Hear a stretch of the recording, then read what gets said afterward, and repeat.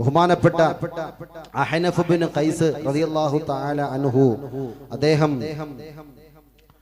ഒരു പാവപ്പെട്ട ഒരു മനുഷ്യനോട് അദ്ദേഹം ഇങ്ങനെ പൈസ ഇങ്ങനെ തോനെ ഇങ്ങനെ വെച്ചുകൊണ്ട് പോവാണ്, പോക്കറ്റിൽ ഇങ്ങനെ വെച്ചുകൊണ്ട് പോവാണ്. അപ്പൊ അദ്ദേഹത്തിനോട് ചോദിച്ചു, ഈ പൈസ ആരുടെ പൈസയാണെന്ന് പറഞ്ഞു ചോദിച്ചു. അപ്പൊ ആ മനുഷ്യൻ പറഞ്ഞു, ഇതെന്റെ പൈസയാ. ആ പോക്കറ്റിൽ ഇങ്ങനെ നിറഞ്ഞിരിപ്പുണ്ട്, പോക്കറ്റിൽ ഇങ്ങനെ കട്ടയായിട്ടിരിക്കുക പൈസ. അഹ്നഫ് ബിൻ ഖൈസ് റളിയല്ലാഹു അൻഹു ചോദിച്ചു, ഈ പൈസ ആരുടേതാണ്?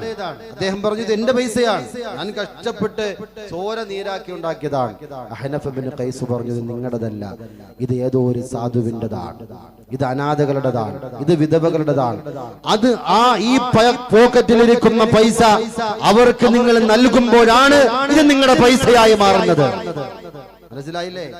നമ്മുടെ പോക്കറ്റിലിരിക്കുന്ന പൈസ നമ്മുടെ പൈസയല്ല, നമ്മൾ ആർക്കോ വേണ്ടി കൊടുക്കാനുള്ള പൈസയാണ്. ആ പൈസ നമ്മൾ സാധുക്കൾക്ക് കൊടുക്കുമ്പോഴാണ് നമ്മുടെ പൈസയായിട്ട് മാറുന്നത്, അപ്പോഴാണ് നമ്മുടെ സ്വന്തം പൈസയായിട്ട് മാറുക.